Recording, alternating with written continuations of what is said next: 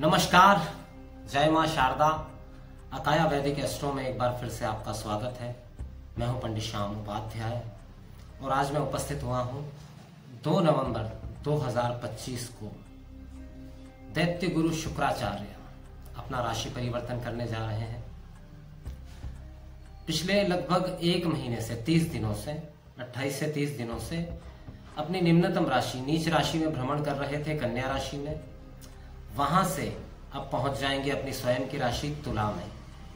तुला राशि में शुक्रदेव का गोचर बहुत ही श्रेष्ठ माना जाता है। इससे पहले कि मैं राशियों की बात करूं या उसके क्रम की बात करूं, आपको बताना चाहता हूं कि कुछ समय से, पिछले काफी कुछ दिनों से मैं शुक्र ग्रह के बारे में सोशल मीडिया पर बहुत सारी अलग अलग बातें सुन रहा हूं। जैसे कहीं मैंने ऐसा सुना, सोशल मीडिया पे किसी ने कहा है ये कि चांदी के ग्लास में शुक्रवार के दिन शराब पीजिए तो उससे शुक्र अच्छे हो जाएंगे। कुछ लोग और कुछ एडवाइस कर रहे हैं।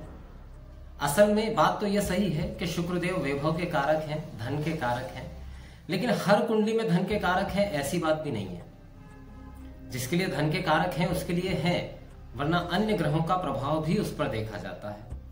और सबसे पहली बात तो यह कि मुझे बड़ा आश्चर्य हुआ यह जानकर कि कुछ ज्योतिष का कार्य करने वाले लोग ये कह रहे हैं कि चांदी के ग्लास में शराब पीजिए, आपके शुक्र अच्छे हो जाएंगे। यहां मैं आपको एक बात बता देना चाहता हूं, और जो बात मैं कह रहा हूं ऐसा नहीं है कि मैं कह रहा हूं, ये साइंटिफिकली भी प्रूव है।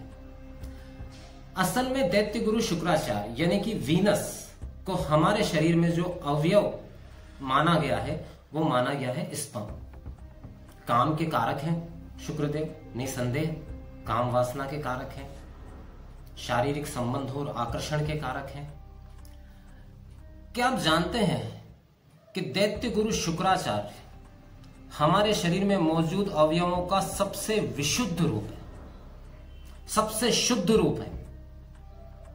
इसीलिए स्पर्म के द्वारा नए जीवन का जन्म हो जाता है। और साइंस भी इस बात को मानता है कि अगर आप किसी भी तरह का नशा करते हैं, चाहे वो शराब हो, सिगरेट हो, गांजा, चरस, अफीम, बाकी बड़े नशों की तो और मैं इससे ज्यादा बात भी नहीं करूंगा, लेकिन किसी भी तरह का नशा आपकी स्पर्म क्वालिटी को खराब करता है।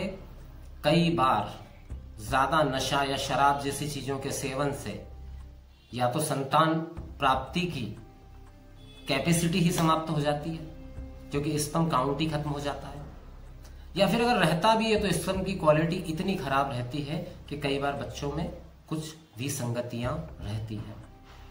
अब इतना विशुद्ध रूप जो है, जो कि नशे से खराब हो रहा है, उसके बारे में सोशल मीडिया पे कहा जा रहा है कि आप शराब का सेवन करिए, आपके शुक्र ठीक हो जाएंगे। आप ये मानकर चलिए कि जहां हम दूध को मानते हैं चंद्रमा, मून, क्योंकि उसके अंदर पानी मिक्स है, लेकिन उसी दूध का जब विशुद्ध रूप निकल के आता है, जब उसको मथा जाता है, सब किया जाता है, सारी प्रक्रियाओं से जब वो गुजरता है, तो उसका जो विशुद्ध रूप निकल के आता है वो या तो घी कहें या जिससे मिठाइयां बनती है वो मावा, वो शुक्र है।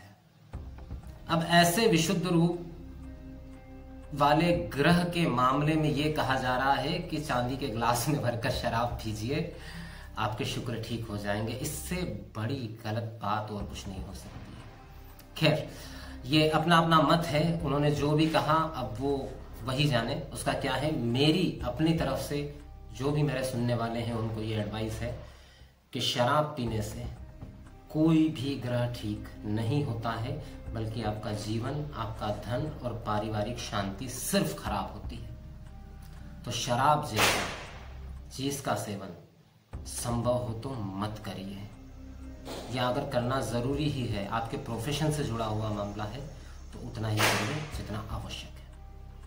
ठीक है, अब बात करते हैं। दैत्य गुरु शुक्राचार्य प्रवेश करने जा रहे हैं तुला राशि में। तुला राशि स्वयं की मूल त्रिकोण राशि है दैत्य गुरु शुक्राचार्य की। अगर किसी के जन्मकालिक समय पे तुला राशि में शुक्र मौजूद हो और किसी अच्छे भाव में हो और किसी नकारात्मक ग्रह से दृष्ट ना हो, तो निश्चित जानिए ऐसा व्यक्ति संसार के सारे सुखों को पूर्णता से भोगता है और आनंददायी जीवन प्राप्त करता है। प्रेम के कारक हैं, सौंदर्य के कारक हैं, आभा के कारक हैं, आकर्षण के कारक हैं। ऐसे हैं दैत्य गुरु शुक्राचार्य। बुद्धि और लॉजिक के भी कारक हैं, ये भी समझिएगा। मतलब शुक्र अगर किसी व्यक्ति का बलवान है तो निश्चित रूप से उसके अंदर एक खास तरह की चतुराई भी मौजूद होती है। निश्चित रूप से ऐसे व्यक्ति का फेम, नाम भी होता है। अब दैत्य गुरु शुक्राचार्य जो पिछले 1 महीने से कन्या राशि में थे, अब वहां से राशि परिवर्तन करके पहुंच जाएंगे तुला में। तुला राशि में पहले से सूर्यदेव मौजूद हैं, ग्रहों के राजा, कहते हैं ना king of the king. Suryadev अपनी निम्नतम राशि यानी कि नीच राशि तुला है जिसमें मौजूद है। 2 नवंबर को वहां पहुंच जाएंगे दैत्य गुरु शुक्राचार्य और बना देंगे नीच भंग राजयोग। क्योंकि अभी तक सूर्यदेव महानीच के बैठे हुए थे, अब शुक्रदेव के अपने ही घर में पहुंच जाने से जो नीचत्व का था, स्थिति थी सूर्यदेव की, वो समाप्त हो जाएगी और वहां पे नीच भंग राजयोग का निर्माण हो जाएगा। अब देखिए, कभी भी किसी ग्रह का ट्रांजिट हर एक राशि के लिए अच्छा नहीं होता है। कुछ के लिए अच्छा होता है, कुछ के लिए सामान्य होता है और कुछ के लिए सावधानी भरा होता है, चाहे वो कितना ही पॉजिटिव ट्रांजिट क्यों ना हो।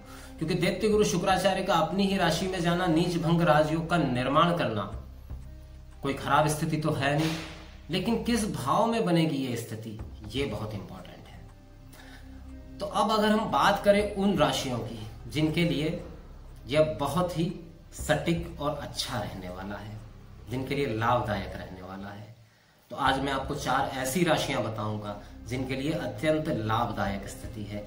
ये 4 राशि वाले लोग नया कार्य शुरू कर सकते हैं। अगर पहले से कोई कार्य चल रहा था और उसमें रुकावट आ रही थी तो उसमें सफलता मिलने की पूरी संभावना यहाँ पर बनती हुई दिखाई दे रही है। साथ ही साथ अपने कार्य क्षेत्र में अपना नाम, अपना वर्चस्व, और अगर दाम्पत्य सुख में, जीवन में किसी तरह की कठिनाई चल रही थी तो उसकी भी समाप्ति की संभावना यहां पर बनती हुई दिखाई दे रही है। तो पहली राशि जिसके लिए ये स्थिति लाभदायक सिद्ध होने जा रही है वो राशि बनती है, ये राशियों के बारे में बताऊं उससे पहले मैं आपको एक जानकारी दे दूं कि मेरा ये जो राशिफल होता है ये चंद्र राशि आधारित होता है। चंद्र राशि किसे कहते हैं मैं हर बार बताता हूं कि अपनी कुंडली खोलिए, अगर आपके पास कुंडली बनी हुई है तो उसमें देखिए चंद्रमा किस अंक के साथ लिखे हुए हैं। 1 से 12 अंक, 12 राशियां होती है, किस अंक के साथ लिखे हुए, उस अंक की जो राशि है वही आपकी जन्म राशि है। तो मेरा जो राशिफल है आपकी चंद्र राशि आधारित ही है। इसे ना तो लग्न आधारित माना जाए, ना सूर्य राशि आधारित माना जाए, ना अंक ज्योतिष आधारित माना जाए। ठीक है, तो सबसे पहली राशि जिसके लिए अत्यंत लाभदायक स्थिति होने जा रही है वो राशि है मिथुन। मिथुन राशि के लिए पंचम भाव में ये नीच भंग राजयोग बनने जा रहा है। तो सबसे पहले तो वो दंपत्ति जिनका अभी अभी विवाह हुआ है या संतान प्राप्ति के इच्छुक हैं या विवाह को समय हो गया है, संतान होने की में समस्या आ रही है, तो आपकी ये समस्या समाप्त हो सकती है। आने वाले 2 नवंबर से लेके तो 1 महीने के अंदर कंसीव होने की सबसे ज्यादा संभावना यहां बनती हुई दिखाई दे रही है। क्योंकि यहाँ पे नीच भंग राजयोग का निर्माण हो रहा है, तो विद्यार्थी जो किसी कॉम्पिटिटिव एग्जाम की तैयारी कर रहे हैं उन्हें सफलता का प्रतिशत उनका बढ़ने वाला है, कंसंट्रेशन बढ़ने वाला है। प्रेम संबंधों में अगर उदासीनता आ गई थी पिछले 1 महीने से तो वहां एक नई ऊर्जा प्राप्त होने वाली है। धन लाभ के भी पूर्ण संकेत हैं। नौकरी पेशा लोगों के लिए उनकी काबिलियत के हिसाब से उनको सफलता मिलने वाली है। जो लोग विदेश यात्रा के इच्छुक हैं, स्पेशली वो विद्यार्थी जो विदेश में जाकर पढ़ाई करना चाहते थे और उनका अवसर नहीं मिल रहा था, इस 1 महीने के दौरान उनका वीजा से संबंधित काम जो है वो हो सकता है और पूरी संभावना है कि वो विदेश जा सकते हैं। तो सबसे पहली राशि जो है जिसके लिए लाभदायक स्थिति बनने वाली है वो राशि है मिथुन। दूसरी राशि जिसके लिए ये स्थितियां बहुत ही अच्छी होती हुई दिखाई दे रही हैं, मैं स्पेशली उन राशियों की बात कर रहा हूं जो 1 महीने से थोड़ी ज्यादा परेशान थी, तो ये निश्चित रूप से लाभदायक स्थिति बनने वाली है। दूसरी राशि है कन्या। कन्या राशि के लिए निश्चित रूप से ये लाभ का समय है, क्योंकि द्वितीय भाव में ये युति होने वाली है, तो कहीं ना कहीं पैतृक संपत्ति से लाभ मिलता हुआ दिखाई दे रहा है। अब की वाणी में अभी तक जो थोड़ी कटुता थी, जो तीखापन था, उसमें कहीं ना कहीं सुधार होगा। आप अपनी वाणी के जरिए बहुत सारे कामों को बना लेंगे। भाग्य इस समय पे सहयोगी होने जा रहा है और साथ ही साथ शत्रु इस वक्त आपके बहुत ही शांत रहेंगे। धन लाभ की संभावना बढ़ेगी। प्रेम संबंधों में सफलता की संभावना दिखाई दे रही है। कन्या राशि वालों के लिए अगर मैं कहूं तो 2 मामलों में तो श्रेष्ठतम स्थितियां बन रही है। एक है प्रेम संबंध के मामले में, विवाह संबंधित मामले में, और दूसरा धन संबंधित मामले में। इन दोनों ही स्थितियों में, और तीसरा स्वास्थ्य में सुधार की संभावना भी निश्चित रूप से दिखाई दे रही है। अब बात करते हैं तीसरी राशि जिसके लिए लाभदायक स्थिति है, तो निसंदेह तुला राशि। तुला राशि क्योंकि शुक्रदेव की अपनी राशि है और अपनी ही राशि में आ रहे हैं शुक्रदेव, आपकी राशि के ऊपर ही नीच भंग राजयोग का निर्माण होने जा रहा है। तो निश्चित रूप से सबसे पहली चीज तो कि इस समय आपके आकर्षण में अभूतपूर्व वृद्धि होने वाली है। जो भी आपसे मिलेगा आपका फैन हो जाएगा। इस वक्त आपकी पर्सनालिटी अच्छी रहेगी। स्वास्थ्य संबंधित कुछ समस्याएं चल रही थी तो उनमें सुधार निश्चित रूप से होगा। कुछ आकस्मिक लाभ मिलने की संभावना भी यहाँ दिखाई दे रही है। अगर कोई शादी ब्याह की बात चल रही थी और रिश्ता में कुछ अटकाव भटकाव की स्थितियां बन रही थी तो उस रिश्ता तय हो जाने की संभावना भी यहाँ पर बन रही है। कुल मिलाकर तुला राशि वालों के लिए, क्योंकि स्वयं मालिक ही हैं शुक्रदेव और अपनी ही राशि में आकर नीच भंग राजयोग का निर्माण करेंगे, तो निश्चित रूप से लाभदायक है। तीसरी राशि जिसके लिए अत्यंत लाभदायक दिखाई दे रहा है वो है मकर राशि, कैप्रिकॉर्न। मकर राशि के क्योंकि 10वें भाव में यह युति होने जा रही है। अब देखिए 10वें भाव में निश्चित रूप से शुक्रदेव कोई बहुत कारक ग्रह नहीं है उस भाव के, लेकिन सूर्यदेव के साथ युति में है। तो जो लोग प्राइवेट सेक्टर में नौकरी करते हैं, जॉब करते हैं, उनके इंक्रीमेंट की संभावना यहाँ पर बनती हुई दिखाई दे रही है। जो लोग जॉब चेंज करना चाहते हैं, अगर कोई अच्छा ऑफर मिल रहा है और जॉब चेंज करना चाहते हैं तो निश्चित रूप से उनको लाभ होने वाला है। और साथ ही साथ सरकारी क्षेत्र में कार्य करने वाले या फिर सरकारी नौकरी के लिए प्रयास करने वाले, थोड़ा प्रयासों में वृद्धि करनी होगी लेकिन सफलता मिलने की संभावना बहुत निश्चित रूप से दिखाई दे रही है। विद्यार्थियों के लिए एकाग्रता बढ़ाने वाला समय है, सफलता मिलने की पूरी संभावना है। तो ये है वो 4 राशियां जिनके लिए अत्यंत लाभदायक स्थितियां रहने वाली है 2 नवंबर 2025 से लेकर जैसे ही दैत्य गुरु शुक्राचार्य अपना राशि परिवर्तन करेंगे। 4 ऐसी राशियां हैं जिनके लिए स्थितियां थोड़ी सामान्य है और 4 ऐसी राशियां जिन्हें बहुत सावधानी की जरूरत है।